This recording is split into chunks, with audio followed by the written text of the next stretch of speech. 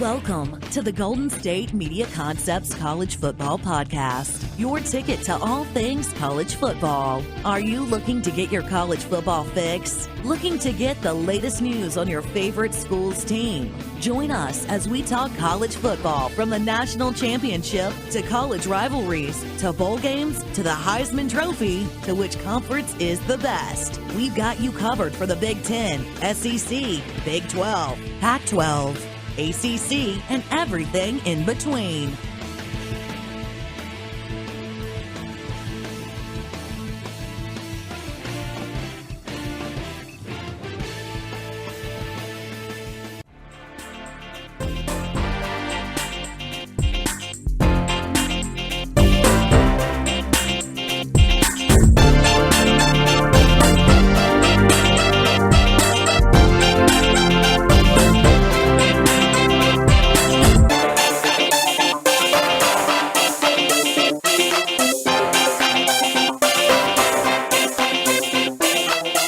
All right, what is up? Welcome into the GSMC Football Podcast on a Monday today here. My name is Tom Dougerty, your host, and this is the College Football edition of the GSMC Football Podcast, which, as always, is brought to you by the GSMC Podcast Network. All right, today's kind of a general show, college football show. We're going to do a college football outlook. I know I've gone over like the preseason All-American, our preseason All-Conference players. We've gone over some of the Heisman hopefuls. We're just going to talk about what's actually going to happen this season. I know I've done my picks on the conference winners. We're going to go over those again as well, and then look at where is everything going to shake up and where can things change around. I know we're going to have a lot of games. Like I said, we're going to know some stuff right off the bat. We're going to know some stuff right off the bat with that Washington and Auburn game week 1, as well as the Michigan-Notre Dame game. Those are all teams that, I don't know about Notre Dame, but especially with the fact that they're not. Okay, here's one question. Those are all teams that are trying to get into the College Football Playoff, which begs the question. Okay, Notre Dame is not in a conference; they're non-conference. I know they've made it to a final before, or was that right before they changed the format? They went, and that's when they got shellacked by Alabama. That was before they changed the format, I think. But they could have a chance to get into the College Football Playoff top 4. However, being not in a conference, that might hinder them, and I think that they might want to get into a conference sooner rather than later, whether it's going to be the ACC likely, or maybe even the American, but they probably want to be in a Power 5 conference anyways. Knowing that it all comes down to the fact that, the conference champions, I guess, don't really matter as much. They really are just going to be looking at your resume as it is. Obviously, having a conference championship on your resume is a big boost, but it does not mean that you have to. It does not mean anything. Alabama last year, they didn't have a conference championship. They were put in, so it's happened I think it's happened twice, because there's only 4 slots. There's only 4. There's 4 slots. There's 5 conference champions, and last year only 3 of them actually made it in there. So it goes to show you that even if you're on an Auburn team Auburn team that beat Alabama, got a chance to go to the College Football got a chance to go to the SEC championship game, you still got to win that game. You're not Alabama. Alabama doesn't have to win that game. They have to, just be Alabama seemingly. But Auburn has to win that game to get in. They did not. Georgia wins. They get in. They were going to get in. I feel like if Georgia had lost that game, that would have been interesting. Because they probably wouldn't have got in. Auburn probably would have gone in over them, and it would have been Auburn and who did Oklahoma play? Auburn versus Oklahoma, and then Alabama and Clemson anyways. Or maybe you throw an Ohio State in there or Wisconsin, because they were undefeated, but then they lost the conference title games. Fortunately, it worked out last year where you had a weak undefeated team like Wisconsin play a team that had lost at home to Oklahoma already, so it didn't really matter. The Big Ten was kind of kaput by that point. So once Wisconsin did not go undefeated throughout the whole season, it was pretty easy, I think, for the College Football Playoff Committee to let Alabama in, because they knew they didn't have an undefeated conference champion at all. And Ohio State lost a big game at home, and they did not win. And they were a conference champion, but they were not undefeated. So they basically put in Alabama over Ohio State. I think the Pac-12 champion was not. That was USC. They were not up to that caliber either. But it kind of goes to show you that sometimes it pays to have an easier. I mean, 12-0 looks a lot better. 12-0 and not knowing who your opponents are looks a lot better than 11-2, or 10-2, or even 11-1, even with a conference title game under your belt. I mean, sometimes it's just nice that undefeatedness, the 0 in the loss column looks really nice. I mean, you just have not been. I mean, nobody's beaten you. You've been better every day, every game. So, who's it going to happen to this year? That's the thing. Are we going to have an undefeated team this year? Are we going to have all 4 teams in the College Football Playoff make it from a conference title game? We're going to have who's going to be the odd man out? Because there's always going to be one. There's always going to be one odd man out. Sometimes 2. We had 2 last year. Obviously, the Big Ten and the Pac-12 being those 2 conferences. I don't think it's going to happen again. If there's any 2 conferences to get left out, it might be the Big 12 and the Pac-12 to get left out this year, maybe. If you have an Alabama and a Georgia and a Michigan and an Ohio State and a Clemson and a Miami, those are all not from the conferences I just said, not from the Pac-12. And the Pac-12 doesn't really have a odds-on powerhouse favorite. I mean, Washington is very, very good. Washington is very good, but they had hiccups last year. They're not going to run right through their schedule. They have tough games in their conference. The Pac-12 can beat up on each other. So obviously you want to have a good competition inside your conference, but at what cost? And if that cost is you're not going to have a representative in the College Football Playoff again. Well, I think the only team they've had in the College Football Playoff was Oregon. The first year they did it when they played Florida State in the Rose Bowl. And Florida State won, obviously, with Jameis to get into the College Football Playoff final. And I think that was like Auburn, I think. But yeah, so yeah, you haven't had a team really sniff a chance to get a national championship in a while. So I know in a while in college football, yes, I know, Tom, it's only been like 3-4 years. That's a while in college football. That's a whole class turnover right there. Whether they haven't gotten a great quarterback. I know Justin Herbert is a very nice prospect up there in Oregon. He's got all the frame, size, everything. Will obviously, and then he put up some good numbers in short, not a full season last year, only a handful of games, but he put up the good numbers. Got to stay healthy, and if he could stay on the field all season this year and put up the numbers he did, like last year, but just staying out through the whole season. This is a guy who can jump up in the first round. This is a guy who's going to pop up on Heisman boards. He's got this is your quarterback right here. This is a kind of a Carson Wentz body. 6'4", 210, 215, good arm, can run.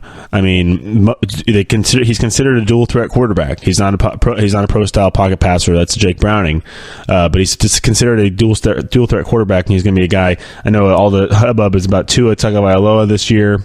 And Will Grier, who both are going to be very good. I think Will Grier will end up being the best quarterback in the country, I think, this year with West Virginia. And if there was going to be a team, I know Kyler Murray is very good, and Oklahoma is very good. I think it's going to come down to that. I think they play the last game of the year is Oklahoma versus West Virginia. I think because West Virginia has those last 4 games of the year that are going to all be, you basically can't lose one of those games. I think they play Texas, Oklahoma State, TCU, and Oklahoma. I'm pretty sure that's the order. They play them in 2 at home, 2 on the road. It's going to be tough sledding, but that's what they have to do. They have to run the table in those games, and obviously, hopefully, come in. Maybe you can lose one, but still, there's really a small margin for error. The only place where you have a margin for error maybe is the SEC. Like Alabama lost the Iron Bowl last year, still made it into the College Football Playoff. So it's not life and death scenarios. It's very much easier to lose a game and still make it into the College Football Playoff from the SEC, in my mind, I think, than it is from any other conference, because of the competition and because your strength of schedule is automatically going to be higher. Because even Alabama they played the top teams in the SEC. They're good programs. They're blue blood programs. They're not playing Arizona and Arizona State, or they're not playing Wake Forest, or who Clemson? The ACC football is kind of Duke, really. UNC, I know UNC has been okay, but they're two-headed. They're actually, well, now it's hopefully going to be a three-headed monster in a 14-team conference. You have 3 teams that possibly can win this. It's not terrible, but I mean, it is a little top-heavy, and I mean, you can even say 2 teams because I don't think Florida State's quite ready yet. So basically it's Miami and Clemson. Fortunately, they're in 2 different divisions, so they could play each other again if we get a repeat of the ACC championship game like last year, which I think we're headed towards. Like I said, I don't think Willie Taggart in his first year at Florida State is going to be very tough to get that situation righted. I don't even think they've picked a quarterback yet. I think James Blackman honestly deserves it more than anything else, but either he is the most talented or is going to be the most productive under center. Probably not. DeAndre Francois has more tools, has more experience, but he's got a bunch of stuff going on with the off-the-field situations and obviously his health. So maybe if you're Willie Taggart, you're like, okay, well, all these intangibles and variables have been mired around DeAndre Francois. Maybe why don't we stick with the less colorful guy, the guy who's more, focused on football right now and has been in my office every day. I mean, speaking as Willie Taggart there. So, I mean, they might have that and it might backfire because he's still a young quarterback. He's still not really that proven. And where DeAndre Francois has proven success in this league. So, I'm not sure Florida. It depends, obviously, on what the quarterback situation is there at Florida State. Obviously, it's not just all about the quarterback. They have to have other players as well. But, I mean, it's a very good program. But in the first year for a new head coach after a weird kind of bitter break off from their previous coach, it's going to be tough to because it's, like I said, it's margin of error very, very small. Yes, you do play some easier team. I mean, you do play in that conference with some not as powerful teams. I mean, you have Alabama plays LSU and Georgia and Auburn and Florida and all these teams, they're tough programs. I mean, versus like, okay, we're just about to play LSU, who, yes, might be down right now, but they still have very good prospects on their team, and versus like a Duke or a Syracuse. I think it's in Syracuse in the ACC now, or something like that. Yeah, I think they are. And Boston College and I've said Wake Forest already, and Wake Forest. I mean, yes, the SEC has Missouri, who actually was good, and they should actually be good this year because they have the quarterback this year actually, so they'll probably be pretty decent. And then Kentucky and Tennessee, those will be interesting as well. But those are obviously not the highest caliber programs in the conference as well. So, I mean, the SEC, a little bit more margin for error when it comes to losing a game, obviously depending on who you lose it to. But in the Big Ten, it's kind of the same a little bit. I think the Big Ten's a little bit different where it would be very helpful. I mean, they left the Ohio State team out last year who won a conference. They won the conference, but they lost one game at home to a good Oklahoma team, and that was it. And then, of course, the pundits love to use the transitive property, love it, even though it does not exist in the sports. But because Iowa State beat Oklahoma, that means that the Oklahoma team that beat Ohio State lost to Iowa State, so that means Iowa State beat Iowa State beat Ohio State. No, I mean they're not saying that, but still, like, the strength of schedule, they got knocked down a little bit. Because they lost to Oklahoma. If Oklahoma went undefeated, it would look better for them to lose to an undefeated team. But Oklahoma lost to Iowa State, so it doesn't look as good that they lost to Oklahoma. What? Transitive property? That lady who comes on, she actually is the lady that ESPN brings on. I'll get her name soon, but the CFP, she does all the College Football Playoff like scenarios. She's very good, very, very good. Like when she comes on, but she does the same thing where it's like a transitive property. It's like, that loss is going to make that loss look not as good, or that win's going to make that loss look as good, or their strength of schedule is going to make that look better. It's so many things are put into it. And this outlook, I know we're sitting here at July 16th, and we're like, what is going to happen? What is going to happen? Who's going to be the guy? I know that I've said a bunch of names out there. I know there's names that are more notable than others. I know there's names that have gone through and been actually. I mean, Will Grier is an interesting name. Very interesting name, because now he's a guy who was a highly touted prospect at Florida, gets popped for his PEDs, takes a suspension. Now he's at West Virginia at a very high power. I think actually he'd probably be at West Virginia than Florida. Florida's Florida just got a new head coach. They are kind of just still in a transitionary period.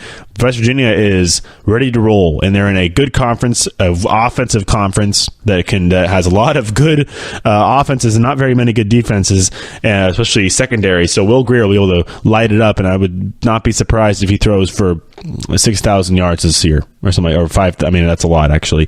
Maybe 5,000 or 4,000. They only play 12 games. This isn't the NFL, but I mean, I would not be surprised.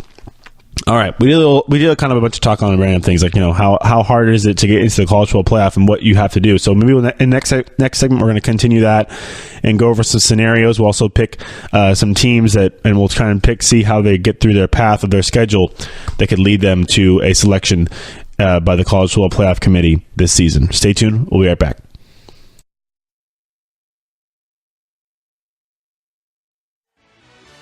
Are you looking for help for your fantasy football team? Check out the GSMC Fantasy Football Podcast. Get today's best advice on who to start, who to sit, even who you should draft. From sleeper picks to red-hot lineups, they got it all covered for you. That's gsmcpodcast.com/fantasy-football-podcast. We'll cover traditional leagues, dynasty, PPR, even IDP leagues. When you need fantasy help, there's just one show to hit up. Don't forget to like them on Facebook and follow them on Twitter. Visit gsmcpodcast.com for more info.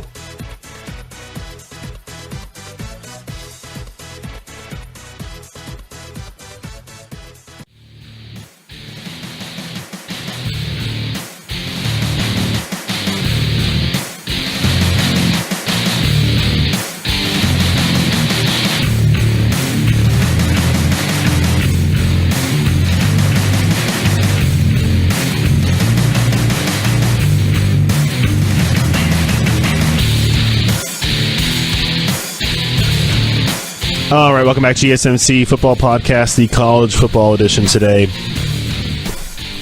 As I'm looking at I actually found a entire list of the Big Ten schedules for all the teams in the Big Ten, which I'm happy about. So that's good. So I can look at that, and we're going to go, I know we go conference by conference. I love looking at these schedules. I love whining about these schedules. I know, complain about how every single one of Nebraska's road games are going to be tough. And they might lose all of them, honestly. It's Scott Frost's first year. Their road games are at Michigan, at Wisconsin, at Northwestern, and at Ohio State. Oh, yeah, and at Iowa.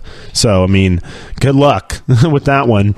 Maybe you can sneak one out at Iowa or maybe at Northwestern. But those other three are going to be tough. Very, very tough for Scott Frost. And, of course, they open their non-conference, or they open their conference schedule at Michigan as well. So, I mean, these don't have the preseason, the non-conference games on here. I'm just looking at the conference games. So we're assuming that everybody gets through their non-conference game. Obviously, the teams in this Big Ten that are hoping to make it to the College Football Playoff, or at least get in position to be considered, are obviously Ohio State and Michigan. Penn State as well, Michigan State as well. You could say that, obviously, Penn State losing their best player. Still got Trace McSorley, still got James Franklin, so can't count them out. So looking at this schedule here, comparing Michigan and Ohio State, I mean, it looks pretty similar, except the road games for Ohio State are a bit easier, because they get to play Michigan at home. So Michigan has to go to Ohio State. They also have to go to Michigan State, but so does Ohio State. Michigan plays Penn State at home. Ohio State has to go to the Beaver Stadium to play them. So I'm just looking at here, trying to figure it out as we go along. I mean, this is an interesting thing here. So, I mean, it looks like that Ohio State's going to have an interesting little stretch at the end of the schedule. They have at Michigan State. They're going to have at Maryland, then have a bye before, I guess everybody, no, that's November 3rd, 23rd. No, that's not a bye. So it's just Michigan and Michigan. So you have the at Michigan State, at Maryland, which probably should be a win. Maryland's pretty bad, and then at home against Michigan. So it's going to all come down to that last game between these two teams. I don't see them slipping up really, either of them, at all. Maybe I know Ohio State has that early Penn State game at Penn State. Actually, both Michigan and Ohio State have early tests September 29th on the road. So Michigan goes to Northwestern, which is not a slouch whatsoever. They have a good quarterback there, good coaching at Northwestern, and a good defense as well. So, I mean, and then Ohio State has the Penn State matchup at Penn State. Obviously, the Penn State's a little bit tougher, but if they both can get through that, then it'll come down to the last game, I think, because Michigan State, obviously you can't. They both play at Michigan State, so they could be spoiler. They could play spoiler to that. It's either of them, but you want to try and see if you can get that Michigan Ohio State game with them both undefeated. I don't think it's good. I don't know if it's going to happen. I don't think it's going to happen because I think that Michigan might slip up against Michigan State, but knowing they actually have a quarterback this year and what they've been able to do without the quarterback, I mean, he's not been bad. He's had 10-win seasons, I think, every year, right? Harbaugh, that is, at Michigan. So, but I mean, looking at Ohio State, if they can get through those road games, their resume looks pretty good because then they have wins over Penn State and Michigan State that also have tough slates as well. I mean, looking at the other side here, these bottom of the barrel Big Ten teams are rough. It's rough. And then looking at Wisconsin, who's supposed to be playing a first place schedule, they're too tough. They do have to play. Actually, Wisconsin got a bit of a better. Okay, they did get a better little hit this year. So they go at Iowa, at Michigan, at Northwestern, at Penn State. Okay, fine. But they still don't play Ohio State this year at all. But they do play all the other big guys, so that's good. There for Wisconsin, I think they're going to have a down year. And Jonathan Taylor's great, but Alex Hornibrook is their quarterback, and you can't hide your quarterback that well. Again, especially when you're playing at Iowa and at Michigan and at Penn State and at Northwestern. I mean, their home games are great. Illinois, Rutgers, Minnesota. I mean, I know Nebraska's in there as well. Nebraska, that'll be an interesting game, honestly. Nebraska, Wisconsin in Madison, so definitely a big one as well. Scott Frost, though, first year sledding. I think he'd be lucky to go 8 and what's the math there? 8-3. That'd be good. That'd be a good day. That'd be a good year for him because that's it. At Michigan, at Wisconsin, at Northwestern, all in the first half of the season. Oh, then you get at Ohio State and at Iowa at the back end of the season as well. I mean, dang. And then you still have to go. You still got to play. They're actually. Is this the only team that plays every single one of them? All the big four. All big four. No, they don't play Penn State, but still they play at Northwestern and at Wisconsin. So I mean that can equal Penn State. They play Michigan, Ohio State, Michigan State. They play all of them. So dang, that's rough. All right, going over the SEC. I mean the SEC is a little more fluid, I think, because you have. I think the conferences, the divisions are a little more evenly evened out. I know that in the Big Ten, the East Division is a gauntlet. The West Division is basically Iowa or Wisconsin's to take. This year, it looks like that Iowa has a little bit of an easier schedule. They don't play any of the Michigan teams or Ohio State. Iowa does. They play at Penn State, and that's about it. And play Wisconsin. So yeah, Iowa should be the team on the West Division because they have the easiest schedule. So definitely look at Iowa to be in that Big Ten championship game, which basically means the winner of the big game, winner of the Ohio State Michigan game, should be playing them, and then hopefully be undefeated and beat them, and then you'll have your Big Ten champion in the College Football Playoff. That's basically the formula. So if Michigan or Ohio State can get to that game undefeated, the big game between them two, or if they both are, great. The winner of that will go win that division and play Iowa probably in the college football in the Big Ten championship game, and then hopefully the undefeated Michigan or Ohio State team will win, and then because if Iowa wins, they're not getting in. Sorry, but I mean their strength of schedule is just not there.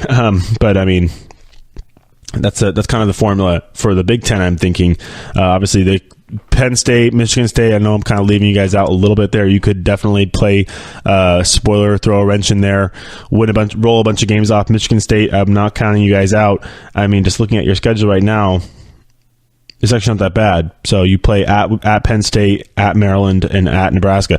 I mean, there is a reason why I'm focusing on these road games, because home games in college, if you want to be a good team, if you want to deserve your chance to get into the College Football Playoff, win your games at home. You should go undefeated at home. You should not lose a game at home. That's what happened to Ohio State. They got beat at home by an Oklahoma team. I know an Oklahoma team that actually also made the College Football Playoff, mind you. I mean, that's the one thing. So Oklahoma... Here's my one little mini rant. Oklahoma won their conference. So did Ohio State. Ohio State lost to Oklahoma. Oklahoma lost to Iowa State last year. Who gets in the College Football Playoff? You have two conference champions. One team lost to a team that is a conference champion, and the other team lost to a cruddy Big 12 team. And the other team made it to. I guess they wanted Baker Mayfield in the College Football Playoff. Ohio State didn't have as many high profile players. I think they take that into account for sure. For sure, they have to. There's no way to put Alabama over Auburn last year. Even though yes, probably that might not have as big of a factor when it comes to high profile people. But Nick Saban and Tua and Jalen Hurts and Bo Scarborough and Calvin Ridley versus Gus Malzahn and Kerryon Johnson. That's it. That's really it. So, I mean, yeah, you're going to get a little bit better star power if you put Ohio State in. If you put Oklahoma in last year versus Ohio State, because Ohio State basically was Urban Meyer and a bunch of athletes. I mean, I know they had Denzel Ward and they had some players on there as well, JT Barrett, but not like Ohio State, Oklahoma, who had the Heisman Trophy winning quarterback, young coach, good running backs, the whole package. So I could see that, but it's just interesting. I think Ohio State had another loss. I'm pretty sure they did have another loss in that season. Look at their record from last year. But now looking at to navigate, if you're a Big Ten team, just kind of seeing here, trying to guess basically who's going to get left out. I think this year again it's going to be the Pac-12. They just don't have a high-powered team like that that's going to roll through, that's going to go undefeated. They beat each other up a lot. The Big 12 does. I mean, you saw USC, you saw Washington State beat Washington last year. You saw then Stanford beat them too, and then you have so you have losses. Stanford lost to San Diego State last year. Then they lose to USC, and then they don't lose again until the final game. So I mean, it's very volatile out there, out west, or out here in the west. But in the Big Ten, that's kind of how it's going to navigate. I don't really see a team from the Western Division making it through. Wisconsin finally got a tougher schedule. I don't think they're probably going to lose 2 or 3 games this year. But Iowa definitely has the schedule to roll through that West Division, get the West Division, and then play probably either Michigan or Michigan or Ohio State in the Big 12 championship game, because I just don't see. I'm looking at Michigan State's schedule right here. They do play Ohio State at home, so that's going to be a big. Obviously, that's a big game, and then they play. Their road games are Penn State, Maryland, Nebraska, and Indiana. So they have those are 2 wins right there on the road. You shouldn't lose a home game, like I said, but you got to play Michigan. You got to play Ohio State. And you got to play Penn State. Dang. So they actually, so they got to play everybody. I mean, so does Michigan, and so does Ohio State. So I mean, that's good. They make them play all the tough teams. But basically, who's going to be a spoiler? Penn State can roll through there and be a spoiler. Because honestly, those are the 3 toughest games in their schedule: Michigan State at home, at Michigan, and then Ohio State at home as well. So they do basically, you get 2 to 3 tough games at home. You like those odds versus a Michigan team that has to play at Michigan State and at Ohio State. They do get the Penn State game at home, and then Michigan State has to play at Penn State. They do get the Michigan game and the Ohio State game at home too. So I mean, yeah, basically whoever wins their home games. Who's going to win your home games? If somebody could steal one on the road, that's going to come into play. I mean, obviously, Michigan and Ohio State, I'm saying they can't lose. Basically, there's just too much. There's not much margin for error. There's not much margin for error. It's going to come down. They play each other. They have the big game. That's the thing. You have these drawn-in games already that make it so interesting, especially in the Big Ten with these rivalries and stuff like that. I mean, Michigan has 3 major rivalry games this year. Notre Dame to start the season. Obviously, the interstate rivalry with Michigan State, and then Ohio State. which is pretty cool. And Jim Harbaugh's finally got a quarterback this year, so he'll see what he can do with that quarterback finally. All right, that was the Big Ten. I know I ended up kind of going conference by conference here. We're going to squeeze in the we're going to do two conferences. I'm going to look at the ACC and the SEC and see how it's going to be to navigate through those schedules. In order, I mean, obviously everybody wants to be undefeated, but we're trying to look at here, okay, who's going to be in a position, even if they don't win their conference, but in a strength of schedule position as well. We're looking at all the factors here as it comes to maybe me putting my College Football Playoff committee hat on right now, seeing who my four. I know I picked my 4 conference champions. Michigan also could be a team if they don't win their conference with one loss to the conference champion in Ohio State.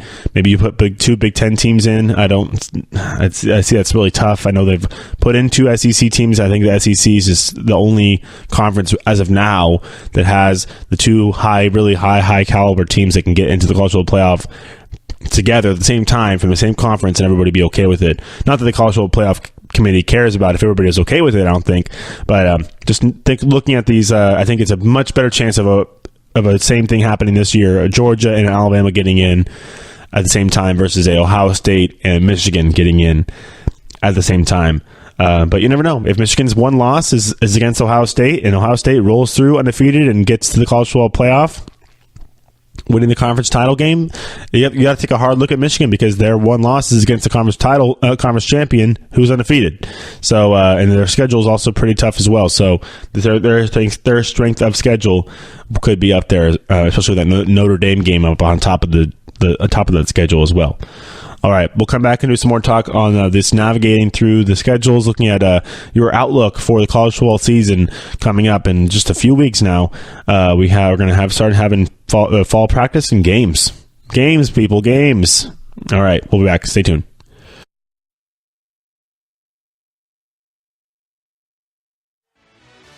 Check out the show that's built on the MMA. From the UFC to extreme cage fighting, they got the fights covered. Check out the GSMC MMA Podcast. Get the latest news on past or upcoming fights. Join us as we talk to and about some of the biggest names in the MMA, past, present, and future. When it's the fight game, there's just one show to check out. GSMCpodcast.com/MMA-podcast. Don't forget to like them on Facebook and follow them on Twitter. Visit GSMCpodcast.com for more info.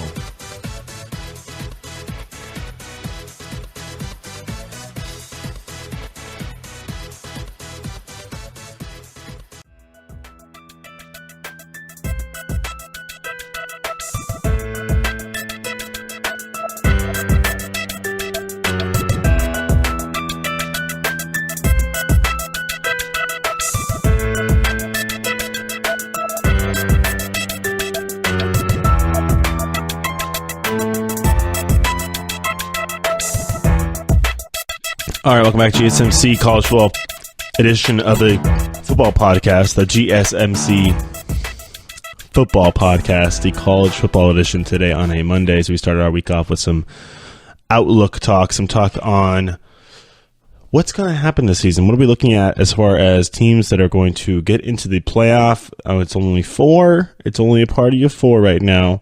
Are we going to get that expanded? I don't think it's going to be happening anytime soon.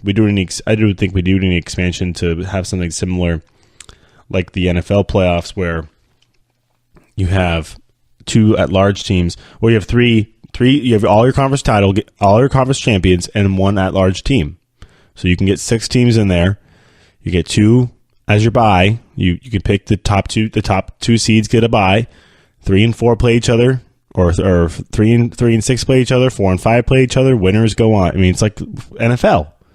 You're adding one more game, and the top 2 teams don't have to play it. So, I mean, whether they don't want to have to do bye weeks or anything in college or whatever may have you, that might be the case. But, I mean, I think it's the best way to go. The NFL obviously has seen it work. It's been able to work for a while in those when it comes to the wild cards, but it is what it is. All right, looking at the SEC here. This is I don't want week by week. I want team by team. There we go. As we go for the schedules here, looking at this Alabama schedule, They do have to go to LSU. They go to Tennessee, to Arkansas, to Ole Miss. I'm not really seeing a game they're going to lose here. Not at all. I mean, they do not have that many. They usually, like I said, they put that cupcake game in between before the Auburn game, of course. But I mean, they play that neutral site against Louisville. That's a win. They played at home against Arkansas State. It's a win. Basically, I mean, Ole Miss maybe gets stunned in Oxford. Oxford is where Ole Miss is. Oxford, Mississippi. Then you go home for Texas A&M. Should be get past them. Louisiana Lafayette, no. At Arkansas, you're going to handle them. Missouri, Tennessee. At LSU, that'll be interesting, but I think they'll handle them. Mississippi State, Citadel, and then Auburn. Of course, they're going to play the Iron Bowl in Tuscaloosa this year. That I don't think really. We could look at. It probably does matter. You can find a trend like the home team has won this many more games, but it's seemingly that Auburn in that game is going to be close no matter where it's played. So some of the best finishes to college football we've seen in a long time have come from that game as well. So I love that. But no, I don't see Alabama really slipping up. I think maybe that Auburn game at the end could be their one loss, but I just don't see them slipping up. I see them getting back to another SEC championship game. And I mean, especially with Tua, if Tua's a starter, they're going to roll through that schedule. Roll. They don't play Florida. They don't play Georgia. They don't play Missouri. They do play Missouri. They play Missouri at home. Okay, that actually will be a good game, I think, because they got a quarterback in Missouri who's pretty darn good. But so you have to take that into account. All right, looking at Auburn, they're another favorite. They do have to play at Georgia before that cupcake game, which is in between the Georgia game and the Alabama game. So whether they can, that's going to be tough. And the fact that they have that Georgia game right there in between, obviously they started off with Washington. The neutral site to start off the season way up in September 1st, which is so close from here. I mean, we're a month and a half away, or less from that. So I mean, but no, gotta like that. But September 1st, a Washington and Auburn, obviously a loss there would be pretty big blow, because I mean you're feeling like you have to play at Georgia, at Alabama. Those would be tough wins. They'd be huge wins. But, I mean, hopefully, you have to play at Mississippi State this year, too. So, I mean, Auburn's got a tough skeleton. I think this is going to be a year where we kind of forget about Auburn. That last year was kind of a nice little pop-up year where Auburn's all of a sudden fifth in the nation. I think they're going to be down.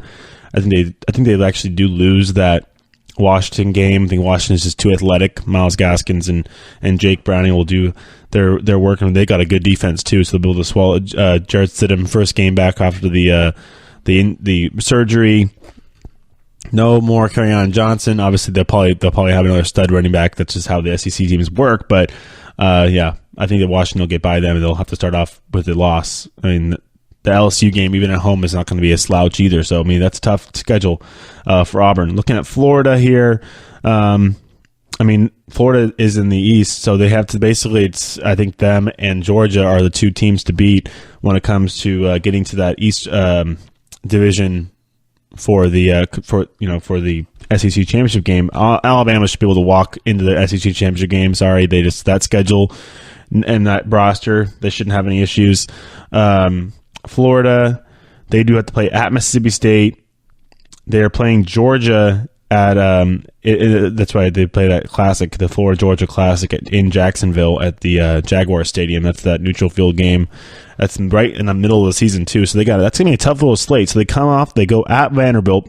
They play at so this is an interesting little slide of games right here. So they're at Mississippi State. You can if you can pull away a win there, that'd be great. This is Florida team, new head coach. Not really sure what their quarterback situation is going to be. I only see them as a team that can get into the College Football Playoff anyways. But just looking at it, it's an interesting little slate of games here. So they go at Tennessee, that should be a win. At Mississippi State, that'll be a tough game. Probably might be a loss, honestly. They go home for LSU. That's not a slouchy game either. They go at Vanderbilt. They should handle that. They can get a bye. And then they get the Georgia game on the in neutral field, and go home from Missouri and then South Carolina, which is not; those aren't slouches. Neither of them are. So that could be they could end up with maybe losing 2 or 3 of those games throughout that little slate right there. So Florida, we're going to count them out, honestly, this year, just looking at their schedule. Georgia, they're definitely not counted out. They got some good players. DeAndre Swift is fine. They have their tough road games are going to be at Missouri, at LSU, at South Carolina. The other one's at Kentucky, so that should be fine. And they play Florida, like I said, at that neutral field. I like Georgia in that game, especially. But no, looking at this, they shouldn't have any hiccups, really. They should get through, and it'll be a rematch. Auburn isn't really a factor this year, I don't think. So it'll be Alabama versus Georgia again, the SEC championship game. Looking at the strength of schedule, though, of Georgia. So if Alabama wins the conference, SEC conference, they get in. They're fine. They're in. Okay, good.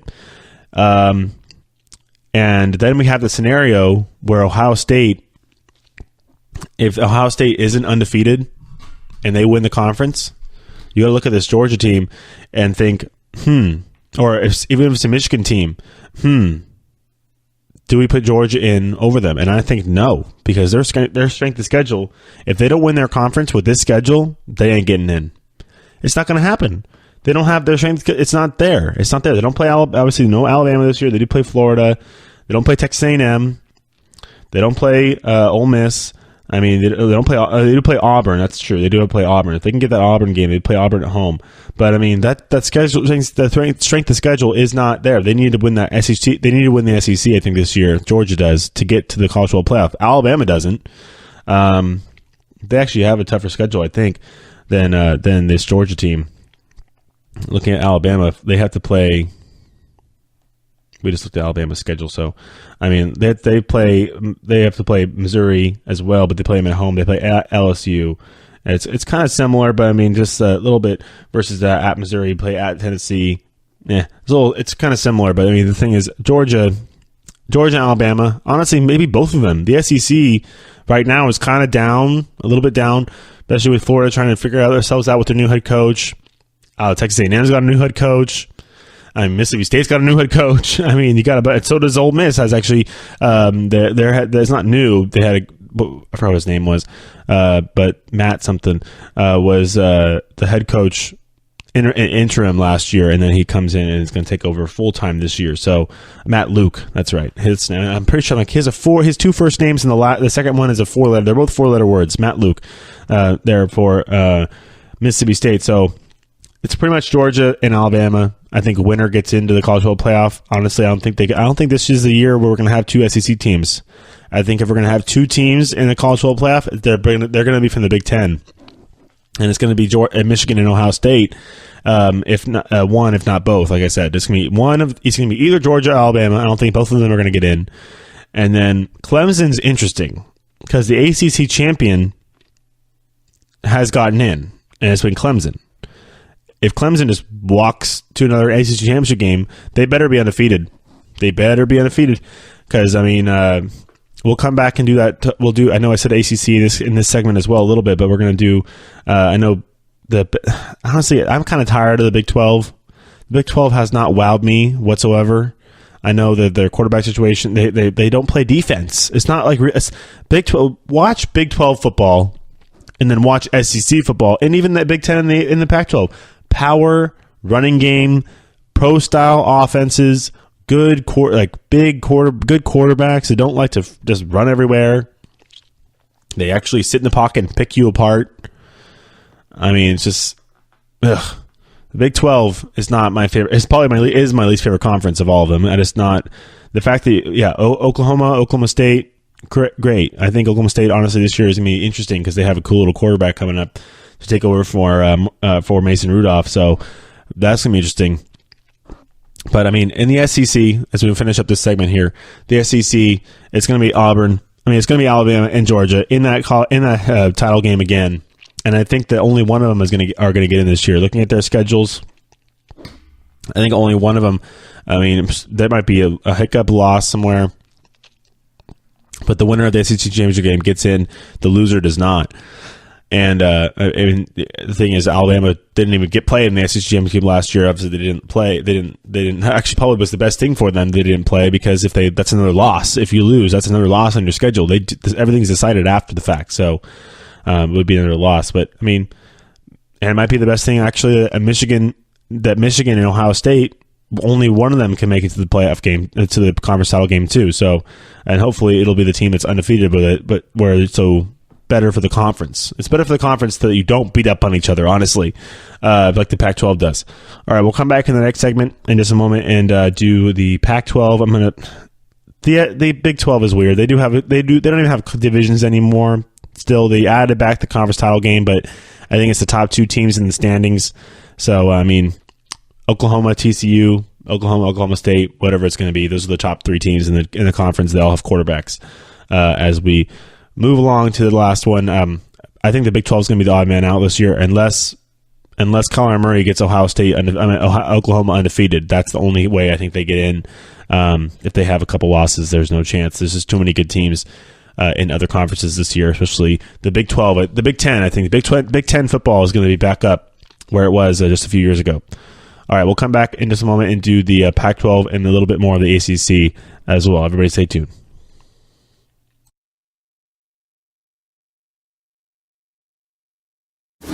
Check out the show built around the women of MMA. From the UFC to the extreme cage fighting, we got the fights covered. Listen. It's the Golden State Media Concepts Women's MMA Podcast. The latest news of upcoming fights, discussions of previous matches. Join us as we talk to and about the biggest names in women's mixed martial arts, past, present, and future.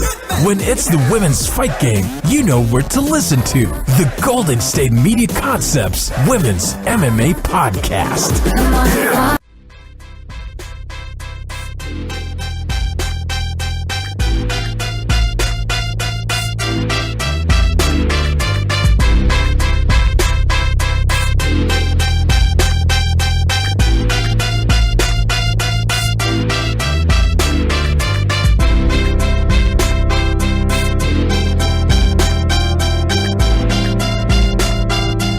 All right, welcome back to GSMC Football Podcast, the final segment of the day today here on a Monday, as we are going through kind of conference by conference, kind of just talking generally, also a little bit about what it will take to get into the College Football Playoff this year. Obviously a long way off, but I'm excited because this season, actually, the title game, the national championship game for the College Football Playoff will take place at Levi Stadium in Santa Clara, which is only a short little drive from my house, or from here. So, I mean, not that short, but it is not far either. So, I mean, I'm excited to be able to be able to get to that as well. See who's going to be playing in that game. I mean, obviously, it's going to be a good one, no matter what. I mean, so many good programs in this great nation, the great college football nation that we are. I mean, it's just. America is. I can do a short commentary on college football and how it's a phenomenon. I mean, there are stadiums in the middle of nowhere. No, it's not really in the middle of nowhere, but it's all over the place.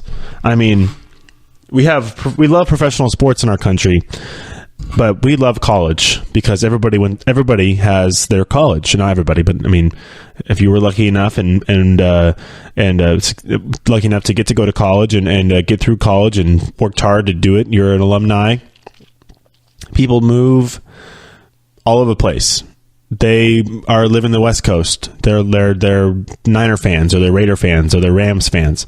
Oh, they move out east. They're not super Allegiant, so they're going to switch teams. They're going to become a Patriots fan or a Giants fan or something like that out there in the East for football.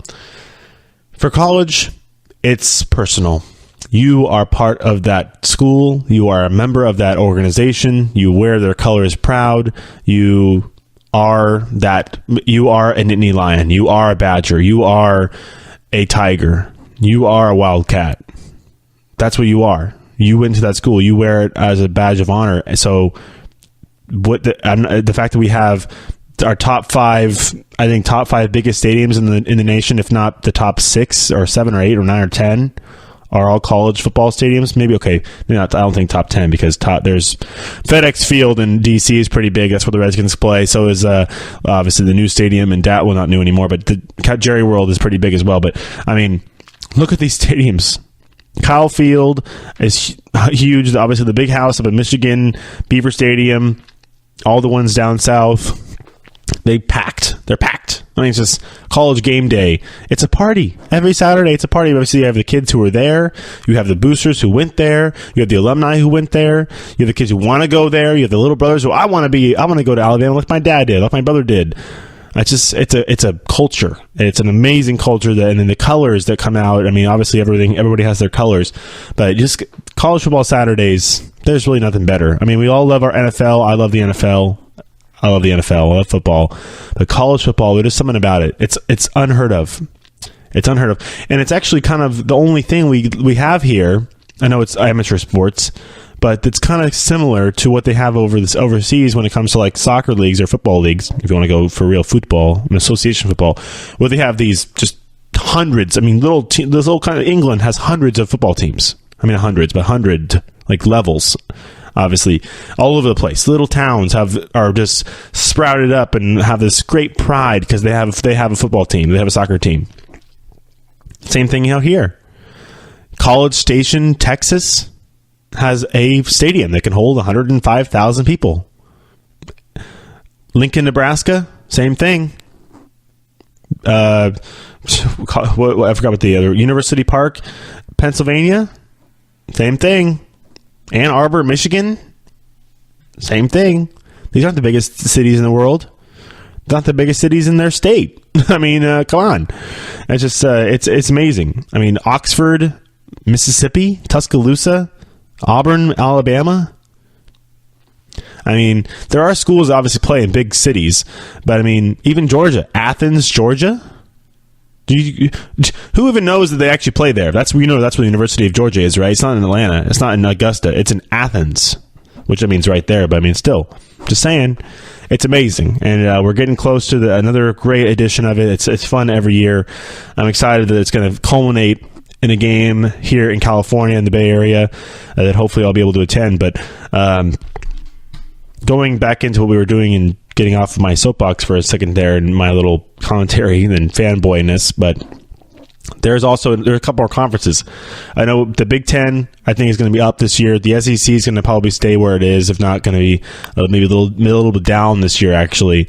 But another one is the Pac-12. The Pac-12 is interesting because the Pac-12 has a lot of teams that are very similar and very similar in ability. I mean, you have teams that beat up on each other. It's a good competition. There's not very many blowouts like the Big 12, or high scoring or big shootouts like the Big 12. They actually play defense, and most of the programs play pro style offenses and run the ball a lot. So obviously the turnover this year is the fact that you have no more Sam Darnold at USC, no more Josh Rosen at UCLA. You got Jake Browning coming back at Washington. You got Justin Herbert coming back for his first full season at Oregon. I think it's going to be I'm pretty sure it's going to be KJ Costello, assuming he's healthy, at Stanford. But obviously the big name there is Bryce Love. You got some really, really, really interesting quarterbacks that are going to be really fun to watch down in LA to replace those two guys that just went to the NFL. You got Dorian Thompson-Robinson at UCLA, obviously with Chip Kelly. I think he's going to play right into that. So I don't think UCLA, maybe that's going to be a next year thing, I think, for the UCLA. And then what are they going to do at USC? We haven't decided yet. It's going to be the guy who's supposed to be a senior this year in high school, left high school a whole year early because he thought he was ready, which he probably is. That's JT Daniels. Then you also have Matt Fink and Jack Sears as well down there who have to kind of figure themselves out. And then down in Arizona, you have two new coaches. You have Herm Edwards at Arizona State. I'm not sure really who. I don't think they've really named a quarterback or if it's that big of a name. And then you have Khalil Tate at Arizona with a new coach as well, Kevin Sumlin, which is going to be great. So is that going to add more parity? Yes. Is it going to help them in the College Football Playoff? Probably not, actually, because it's going to probably lead for everybody. If you want to try and get a team into the playoff, there's only four. Just four. I mean, if you want to add it up, I think there's 14 teams in the ACC, there's 14 teams in the Big Ten, and I think there's 14 in the SEC as well, and then 12 and then actually 12 in the Pac-12. Actually, it's the only number that's actually accurate, and the Big 12 only has 8, I think. So, I mean, that's 20 plus 37. So, I mean, if I can add correctly. 28, not 37. 20 plus 28, so it's 48 teams in Power 5 conferences that can, and only 4 of them get to make it. So, I mean, you want somebody to rise to the top. You want one team to kind of beat everybody, or at least try and go undefeated this season. So whether it's going to be Stanford, I don't know. I can't. It's hard for them. I'm honestly, that's the team I follow the most. I'm considering myself quote unquote a Stanford fan, even though I keep it very, we keep it I'm partial here on the show, but Stanford fan, quote unquote. I know I follow them the most. Obviously Andrew Luck was great. Loved watching that team play with him and Jim Harbaugh. But David Shaw, obviously, he's my favorite head coach, maybe in all of football in general. Stanford, I can't. It's hard to put my eggs in all their basket because they just seem to disappoint me every year, and they have an interestingly tough schedule this year, as they always do, because they play. These are the private schools. They play USC every year. They play Notre Dame every year. Those are etched in stone. I think they play Washington every year because you play everybody in your conference, in your division. So they play with Washington. They play Washington State. Obviously, they play Cal. In Oregon State. So I mean, they're gonna have some tough sledding if they can get past Jake Brown. I mean, Stanford's got 2 quarterbacks to beat basically. I don't know if they play Arizona this year. Look at the Pac-12. I'm slacking. Tom, you're slacking. You're supposed to have the Pac-12 football schedule out in front of you. But if they play Arizona, they're going to play 3 top-tier quarterbacks and play Jake Browning, Justin Herbert, and Khalil Tate all in the same year. It's going to be tough. You got to beat them all. You can't lose. So you got to look at it like that as well. All right. So looking at this, they break it up by week. They probably did. But yeah, looking at it here, Stanford. I mean, it's just tough. It's going to be tough. I think that they're going to beat up on each other. I don't think there's going to be, unfortunately, there's not going to be a team. This is going to open up more doors because how many spots have I locked up already? So I have the SEC champion and the Big Ten champion. They get a place in it. Honestly, I think Clemson's going to go undefeated again because they're in the SEC and it's not very good, and they're going to probably be fine. They might hiccup once, but they'll have one loss and win their conference probably, and they'll get in. So that's 2. That's 3 with Clemson because Clemson's very good. We can't forget about Clemson.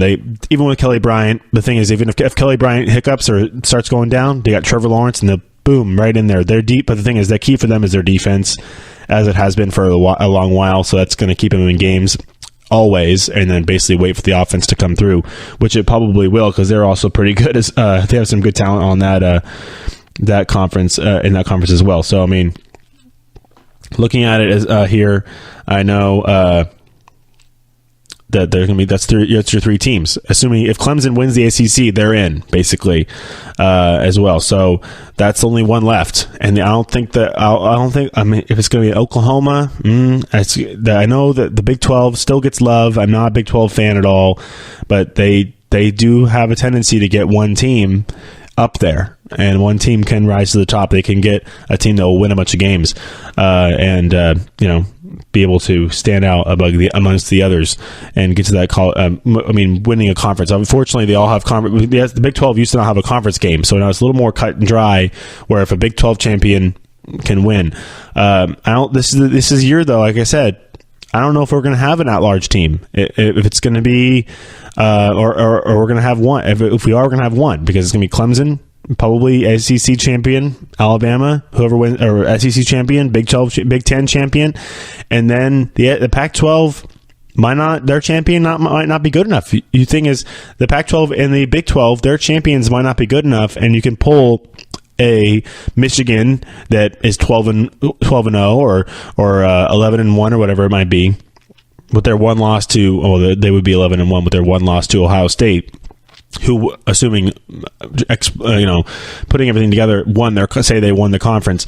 So you have a one-loss Michigan team who lost their one game to the conference champion, and you could easily pick them over a Pac-12 champion or a Big 12 champion. I mean, you saw Alabama get picked over a Pac-12 champion last year in USC. They didn't really deserve it, and Ohio State too, the Big 10 champion. Because they lost to a team that didn't even win their conference. Actually, Auburn did not win the conference, but it doesn't matter. That's the College Football. That's the decision. Strength of schedule. has to do with it as well. So I mean, the Big Ten is going to create that scenario. So is the Pac-12. Like I said, if there's a team that can get to the Pac-12, a Washington, a Stanford, maybe even a Arizona, I don't know, if they can get through their schedule clean, get to the conference title game clean, they have a chance to win and get in very easily. Obviously, an undefeated team should get in no matter what. It's those one-loss teams. I don't think we had an undefeated team in the playoff last year. Was it Clemson? I thought they lost the game.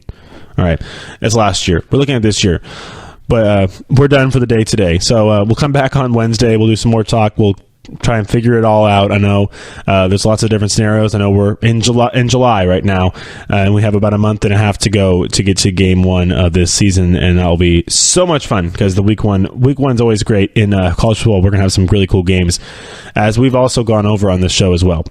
All right, everybody have a good Monday as best as you can, of course, and we'll be back on Wednesday, and I'll talk to you later. Bye.